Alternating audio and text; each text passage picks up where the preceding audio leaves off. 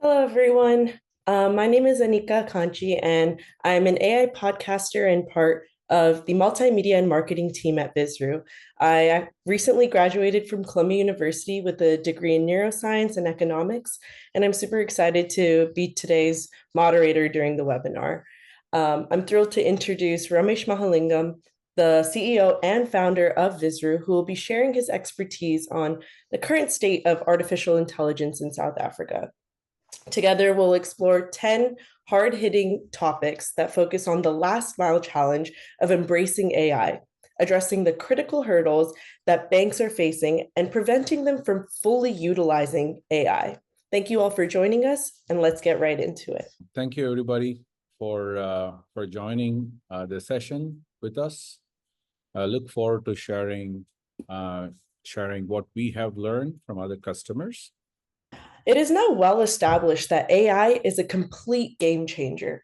Looking at this data that I have found, in the next 5 years, AI is expected to contribute significantly to South Africa's economy, potentially reaching $15 trillion globally by 2030.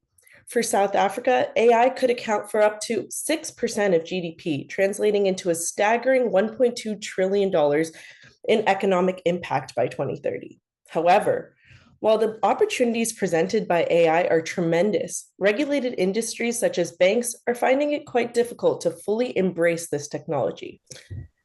There are challenges, but the most pressing concern has been adapting to the rapid and continuous changes in this evolving landscape. Many are worried that the pace of change is so fast that they're struggling to keep up, especially when it comes to regulatory issues, investment decisions, and the associated risks. We call these the last mile challenges. And in this webinar session, we will navigate these barriers and find practical solutions so that banks can confidently embrace AI. So let's jump right into it. My first question to you is simple but important. Over the past 30 to 40 years, we've seen various technologies rise and fall through something that we can call the hype cycle, only to just fade away. Bitcoin, for example, was expected to revolutionize currency, and many other innovations were hyped up as the next big thing, but didn't sustain their momentum. When I talk to customers, they often express concerns that AI might follow that same path and disappear once the hype fades. Do you believe this is true, or do you believe AI is here to stay? Thanks everybody for joining us. So first, yes, it's a very important question. Fundamental. We always have to ask something very fundamental to begin with. Yes, there is a lot of hype around artificial intelligence today. However, is this going to just go bust along with big data or the promises of Bitcoin and others that we've seen? Actually, that is not true at all. And I'll explain why. So I call this the democratization of 4Cs. In the last 4 decades, if you've really seen the technology evolution, at every moment in time, there has been a democratization of something very important. So, for example, when semiconductors came in, when they revolutionized the chip industry, the computing capacity was democratized. And followed by the semiconductor revolution, there was the internet revolution. The advent of internet democratized connectivity. So we felt that we were all one. We all the countries around the world, somehow we were able to connect with each other. So the second era was the democratization of the connectivity. When handhelds came, smartphones and others actually came along. Obviously, right now the communication got democratized. The generations, which is our grandparents to parents to who are in college, in school, we democratized communication. We were able to communicate with each other, so the world gotten smaller. Now, the last frontier, I wouldn't say last frontier, the current frontier is the 4th C. I call this the democratization of cognition. And this is knowledge economy, critical thinking, associative reasoning, all these things that are considered cognitive capability. We are in the era of democratization of cognition. So, is this a hype? No, no. In between these things, you would have seen cloud, and you would see big data, you would have seen a bunch of things. Those are all just intermittent spurts. But there are certain capabilities that completely disrupts the way we do business. And there's a reason for it. When the democratization of computing was actually a necessity, it was a necessity because the cost of computing was very expensive. The economy didn't grow further beyond what its capacity was. Even in today's world, the cognition, which is the skilled job, the knowledge workers, the knowledge economy, we have an acute shortage of it. Because of it, the global economy is stunted. So the technology automatically plays a pivotal role whenever there is a massive drought in something. So today, the problem is a lack of knowledge workers, the knowledge gap that the newer workforce hasn't been able to fill. Hence, we are in the democratization of the fourth phase, which is the democratization of cognition. So AI is absolutely here today and make a difference in the next 10 years. I mean, yeah, that's pretty interesting. To be honest, we were never really taught about, Bitcoin as a part of our school curriculum or anything like that. But as students, I feel like we continuously see or we're introduced to this new world of AI. And it's fascinating to see how AI is evolving. And now we're having discussions about embracing it in such a critical industry. Absolutely. You're absolutely right. And the reason it's not taught, Bitcoin would be taught as a case study. But AI is so strategic to the global expansion, it becomes part of the curriculum. Absolutely right. Wonderful. So now let's get down to the specifics. Why should banks really embrace AI? Everyone always, talks about productivity, efficiency, but what real value does AI bring to banks? Let's just assume for a moment, you're a group CEO of a bank. Despite the many last mile challenges, why should you take that extra step to embrace AI? What makes it, all worth all of this effort? So again, very fundamental, very important. We got to ask why. Why should somebody do it? Just because there's a hype, just because everybody talks about it. There should be a convincing response as to why banks should embrace AI. Very pertinent. See, it's very simple. We all have to follow money at the end of the day. It's economics. Banks will achieve windfall profits with artificial intelligence. And it's inarguable at this point. And the early mover advantage among banks is going to matter most. So I'll explain how and why. See, technology by nature and AI, even more important, is deflationary by nature.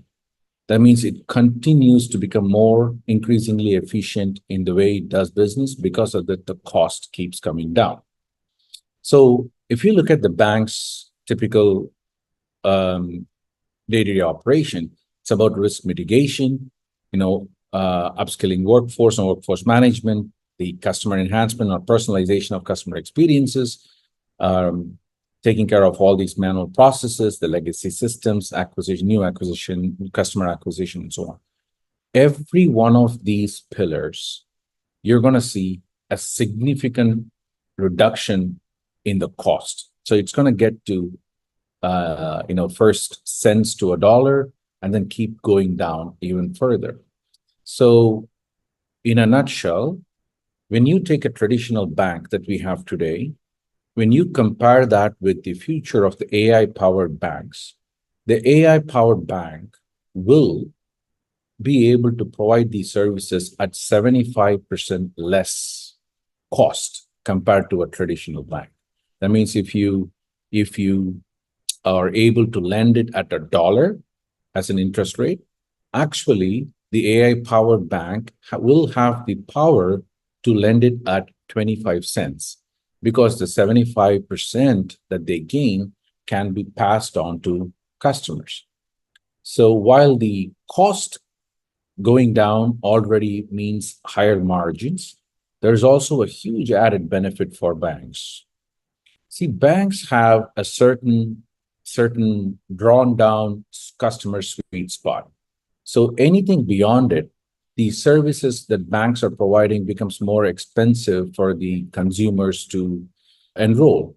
However, since the cost is deflating at a rapid pace, it allows the banks to expand its customer sweet spot to the customer growth zone.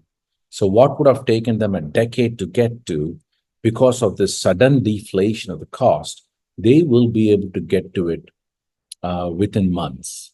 So new customer pool, new customer base is a very big deal for banks.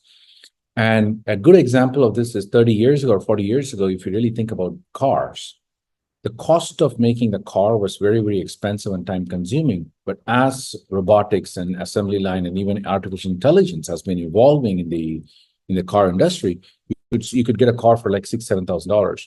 And because of that, the buyers, the consumer pool just significantly expanded for the car industry. That's exactly what we're going to see in the banking industry as well.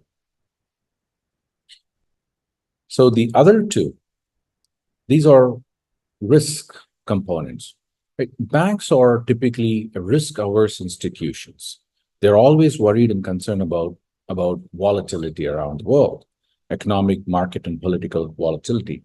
Until today, banks could only be reactive to what's going to happen. So they could reduce the interest or increase it only based on reactions to the volatility.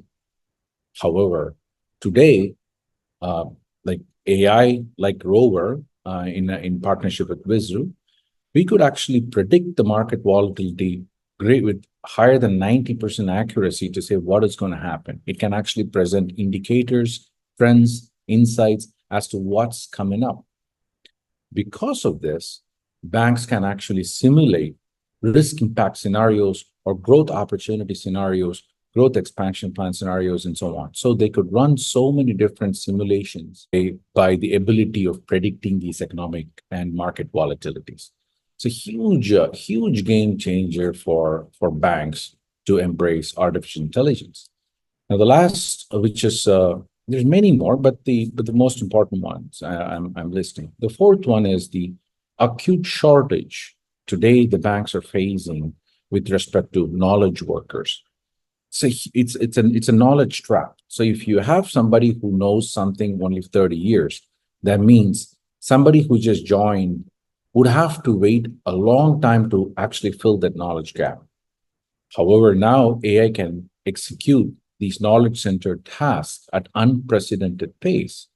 By doing so, it eliminates incessant bottlenecks and delays that CEOs face today in executing these strategic imperatives within banking and financial institutions. Yeah, I guess I really never thought of it like that. On one end, unemployment is rapidly growing for fresh graduates.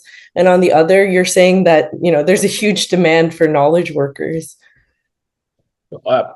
Excellent. Actually, you coming from a fresh grads perspective, brilliantly observed. That's exactly what's happening. You see, there's a significant demand in the workforce. People are under the assumption that there are no jobs. That's not true. There is a significant demand for knowledge jobs. However, the fresh grads, naturally it takes them time to fill that gap. Now, artificial intelligence will become an excellent companion to new folks. That means millions of new jobs are going to be created because of AI, which we will cover towards the end of the session. Perfect. There's been a lot of confusion in the AI space. 5 years ago, there was this huge hype around machine learning, and now we're seeing this sort of new wave with something called generative AI. Is this just fragmented, or do you believe that there's a method to all of this AI madness? I've been asked this a lot, so some of these questions are to be compiled because these are typically questions that are asked across 18, 20 countries that we travel. Great question. There's a ton of different things promises that came along. Oh, is it machine learning? I did neural networks. You give me 10 years worth of data. I will crunch something, we'll build models, and then we'll come up with models over models and all kinds of stuff. So what happened to those? And then there's suddenly, you just said there's a new thing coming up. Is it a fragmented market? Great question. Is it a fragmented market? Actually, the answer will be surprising to many, I think.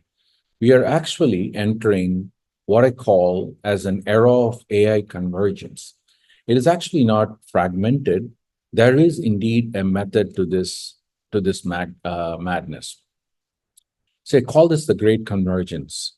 So you are absolutely, and all banks and CXOs are worried or asking the same question. Hey, we did so much in machine learning. All the investments that we did, many companies spent millions of dollars actually. So over the last 5-10 years, are they all a waste? What happened there? And then there's a new major revolution called generative AI. Where do all these things fit in this puzzle, right? So good news is there is a method.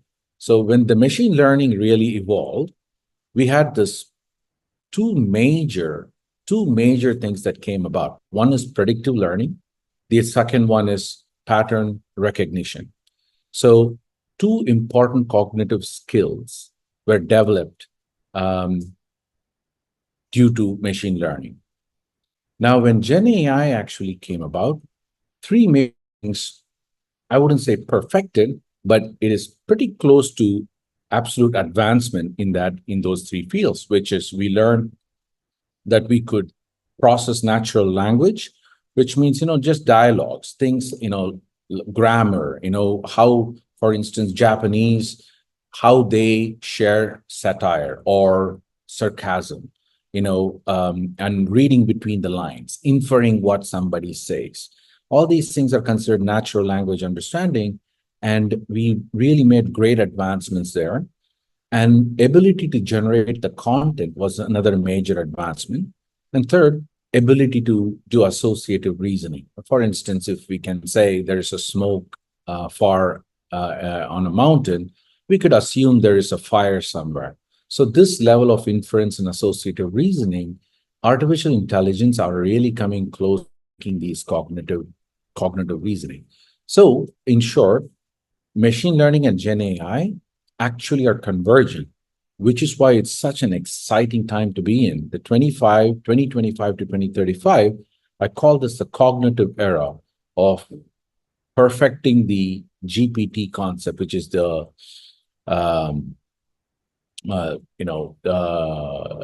as you would have heard, ChatGPT.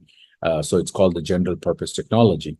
So we are ushering in a great new era called the cognitive era. I mean, this is great. I mean, it's quite reassuring to know that there truly really is, a method to all of this madness. It's kind of similar to the way a child's brain develops. First, it kind of begins by understanding language, learning patterns, predicting outcomes. From there, it, forms languages, develops communication skills, and then one day has, its own imagination and reasoning. So it's definitely interesting to see how you can relate the two. 100%. Yes, it's all. See, that's the best part. Up until now, when we are in the rules-driven world, we couldn't really relate to things that are organic when it comes to software systems. For the first time, as you rightly are observing, you could actually make a correlation with organic things. Now it's becoming more common sense. It's something that we can actually relate to. Right. Yeah. So now let's dive into the last mile challenge that banks are facing when it comes to AI. We know that AI has reached near perfection in the last several years. It has the ability to collect data, to synthesize data, to self-analyze. It has the cognitive reasoning and even self-calibration. But to achieve AI-powered banking, there are still a set of last mile challenges to overcome. Leadership teams are understandably concerned about key last mile challenges like data privacy, AI hallucination, AI going rogue, and even the potential for built-in biases. So How do you address these important concerns that these teams in banking and financial institutions are facing? Oh, great. Wonderful question. One small correction I would say is it's not near perfection. I would say it's still in an infant phase. But 20 years from now, when we turn back, we would realize like we are like the cavemen of AI today. So there's still a long way to go. But today, considering where we were 20 years ago, absolutely, you're right. And this is the crux of the conversation. You're 100% right. These are the last mile challenges because everything has been solved. 99% of the time, the reason we don't execute, the reason we don't get to that finish, the finish line is because of that last mile challenge.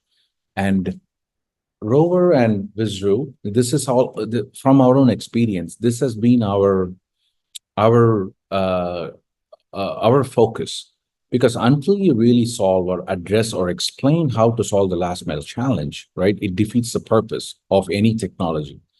And AI also, if we don't address these last mile challenges right now, I guarantee the first question as you ask, it will kind of evaporate as a promise, but didn't go anywhere.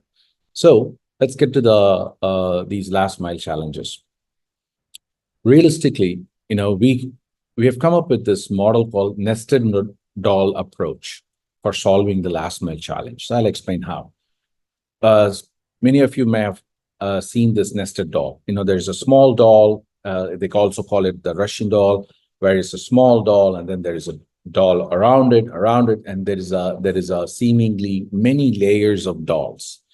So solving the last mile challenge kind of is like this nested doll challenge.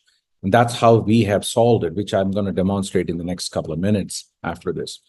There is another interesting angle to this last mile challenge.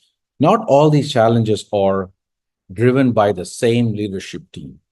They're all coming from different leadership areas. The accuracy is a CEO's problem because how do they ensure that the artificial intelligence output, the output we have in the artificial intelligence, how do we ensure it is accurate, right? So the first solution for that, the innermost doll when it comes to artificial intelligence, is you need to be able to hedge the bet of AI outcomes. That means hybrid AI. You need to give them ability to switch or use multiple artificial intelligence outcomes to validate one against the other so that you get accurate results each time. That accuracy is a CEO's main concern. Let's say you're supposed to give credit cards to a bunch of people. Let's say an outcome just says 95% chance we won't give you the credit card to a person. What if that really becomes more of a racial bias?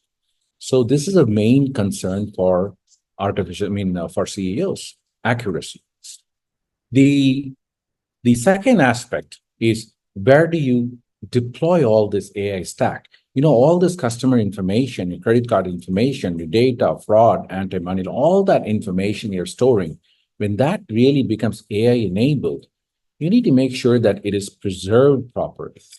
So we are proposing a hyper secure private cloud where all the data becomes very, very private.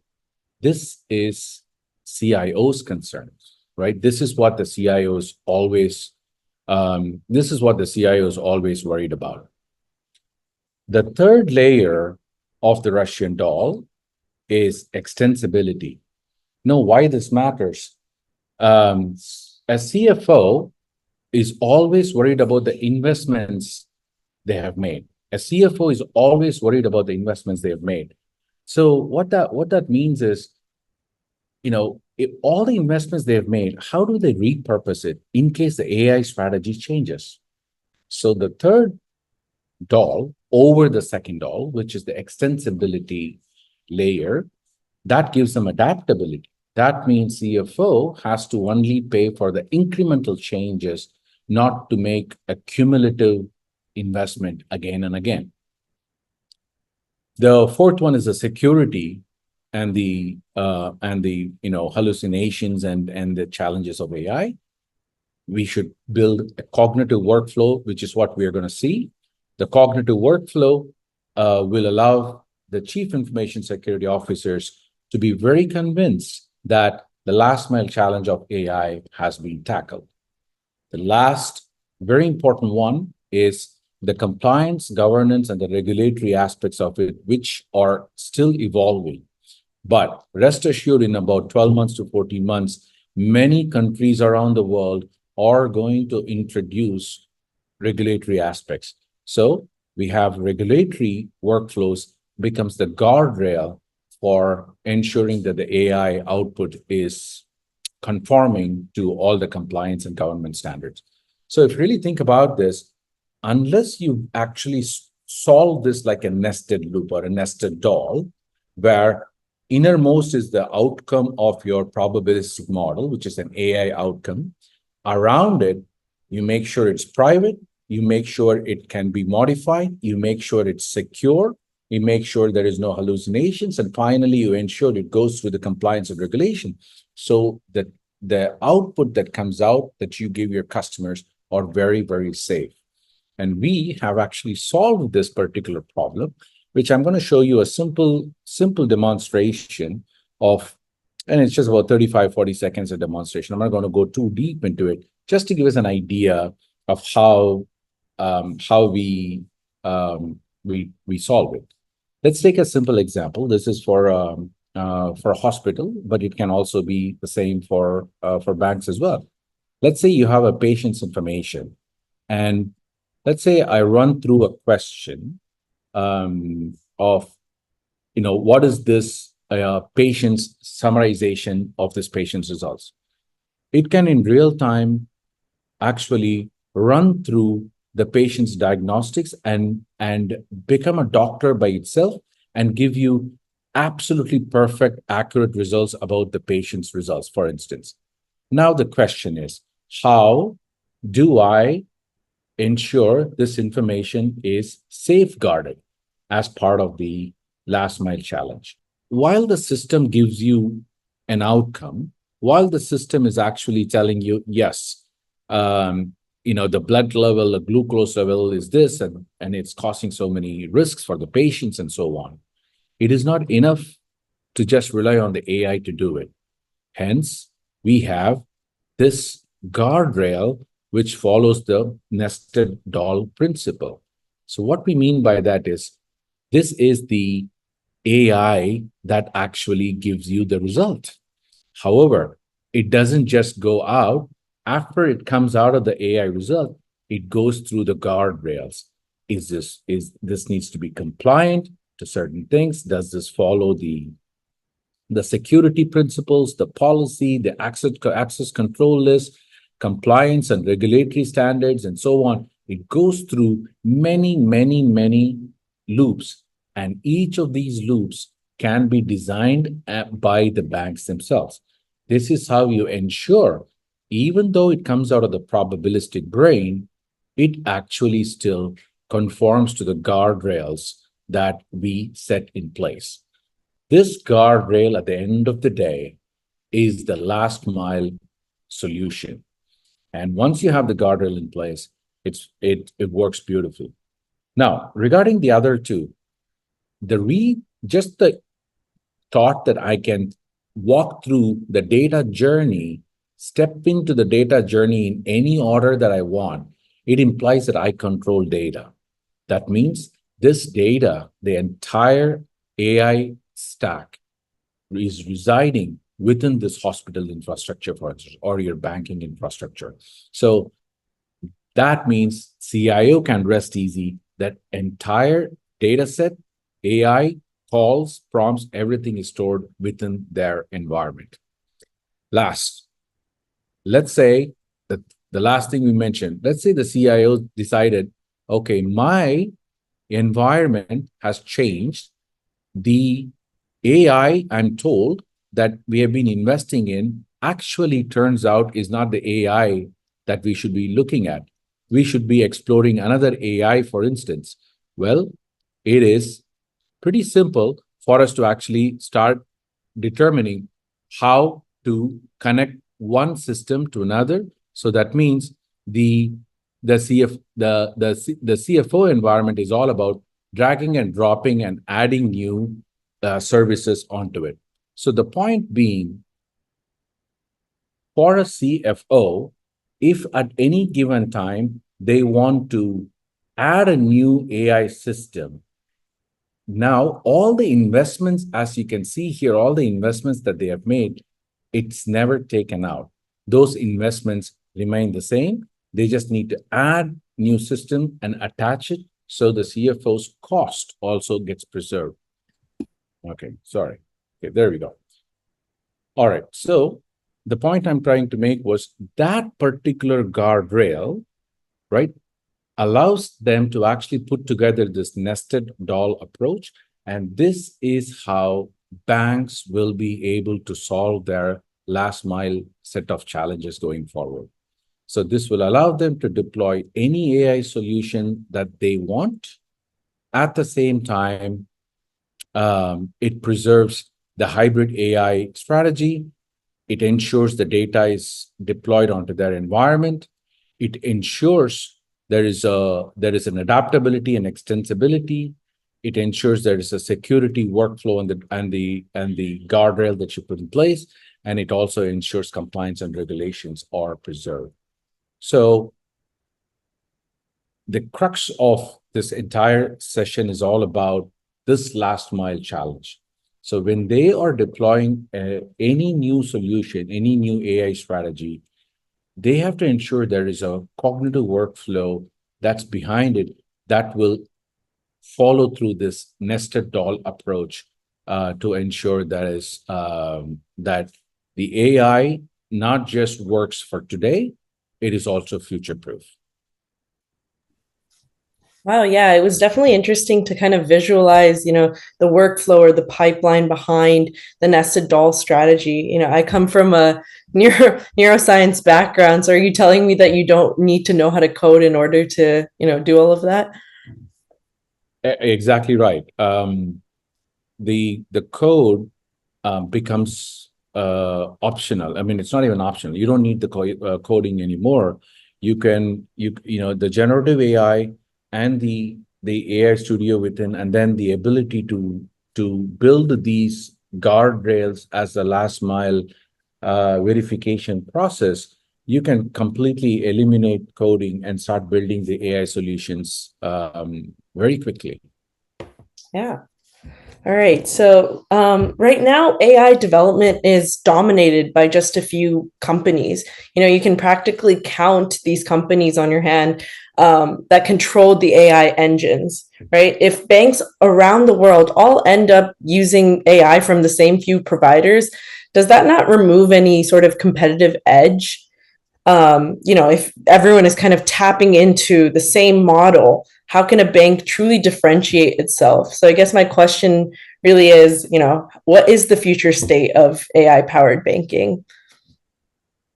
Yeah, I think you're right. I think there is a problem of monolithic or monolithic, as others would say, monolithic AI problem. That means there's only 2 or 3 big players in AI. If everybody's just tapping into that, everyone's services are going to resemble each other, and there is no identity, there is no unique footprint that the banks would be able to make, and which is kind of like this strategy that we are thinking. We are thinking, okay, we're going to use a bunch of ready-to-use models like OpenAIs or any other things that's available, and then you're going to take the data and run through the bank and then serve your customers.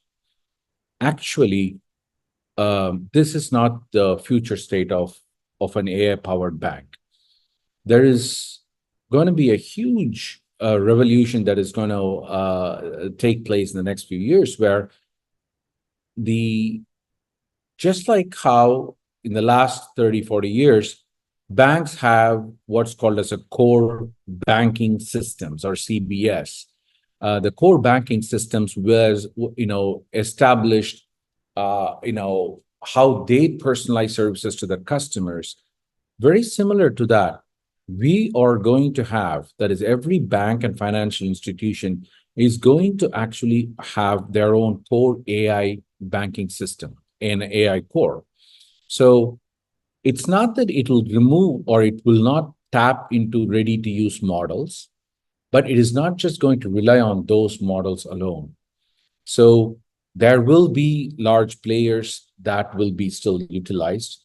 However, they will also have a personalization capability of AI right within their own core banking system.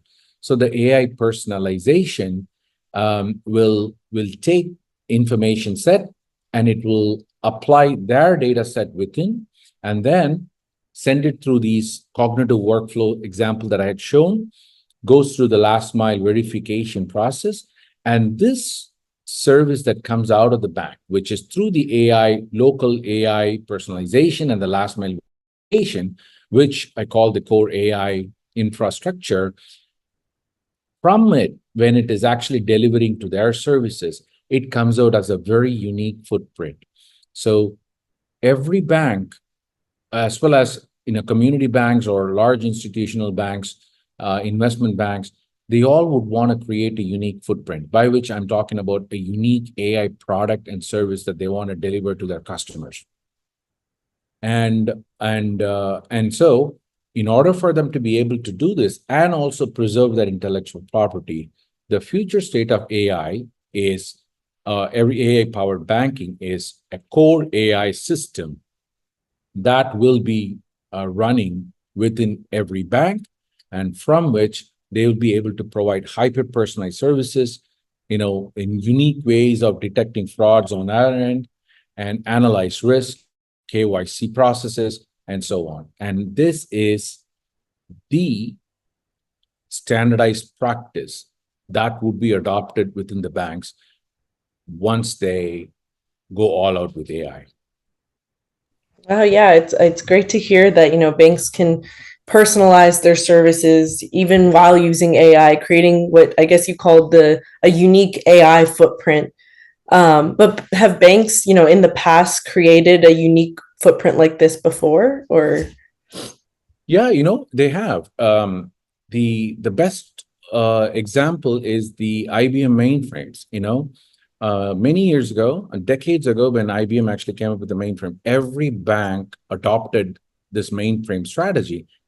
To this day, most of the banks are still using IBM mainframes, and that became their core. And that was the genesis for the core banking services. So naturally, that mainframe principle is evolving into core AI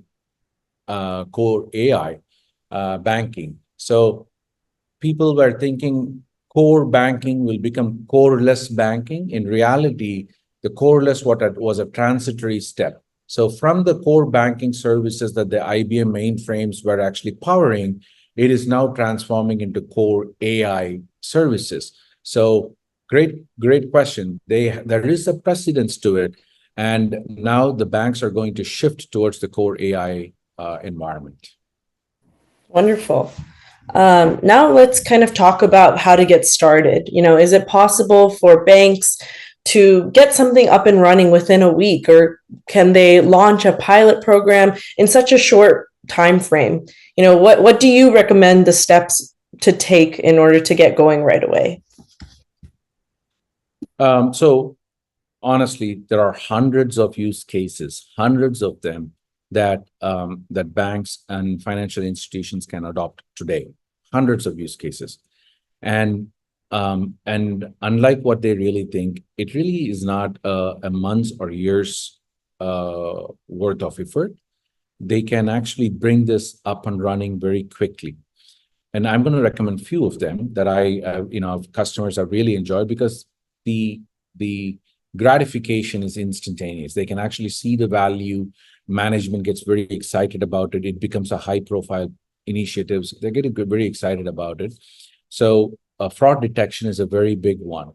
When it takes all the contracts and your transactions, being able to identify, detect fraud, it's a huge use case. It doesn't take a whole lot of effort to actually get this thing done for the pilot. Risk management, which is predicting the creditworthiness of your clients, many auditing and review for regulatory and compliance purposes, KYC verification, as well as the simple contracts review, running through a contracts quickly to look for any anomalies in the contract and the terms and conditions, and making sure your formula is correct. So there's so many different use cases that people can actually utilize. And for the audience here, we are providing this free kit. It comes with everything that you need to get this up and running. It has a Rover AI framework, BFSI POC accelerators, which is all these little accelerators you can like document review and contract review. So these little accelerators that you can plug and play and get going right away. Comes with an AI Academy where we can provide a whiteboarding session with you to walk through your proof of concept and run through it. It also comes with the extensibility for IT and CISOs who wants to see how to extend the capability, and the Get Started ebook. So everything that you actually need to get one of your use cases up and running within a week or two, you will be provided this. You will be given this entire free kit. And I think, Anika, you can actually say how they want to reach out to you to get this access. But being a participant and registrants, or you automatically enroll to access the free kit. Yeah, all attendees, if you or someone else on your team is interested in this free kit, please drop your email in I believe it's the Q&A section. The chat is disabled in a webinar. Please drop your email, someone on your team's email, or someone even within your network's email. We can definitely send more information and even schedule a call if needed. Yeah, and we have a South Africa representative, Selwyn Moodley, who'd also reach out to you folks. We will share their information as well with you. If at all you need access and you are unable to participate in the session, please do let us know that you registered for it and you were unable to participate, and we will definitely give you access to the framework. Perfect. So I guess that kind of brings us to our last question. There's a lot of anxiety, that people have, which because of AI, which is why this is an extremely important topic to cover. Do you believe AI is going to replace the human workforce? To be honest, some of the questions, it's beyond my pay scale also. We are still learning as to what's going to happen. But observation states, I have to be honest here, observation states that some of the jobs are going to be transformed. As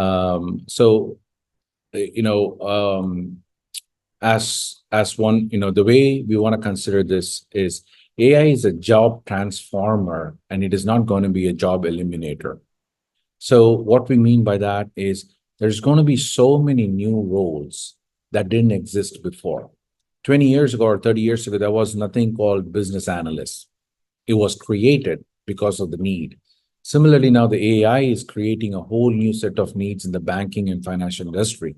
There's going to be a ton of fintech startup roles. Customer service representatives are going to be different.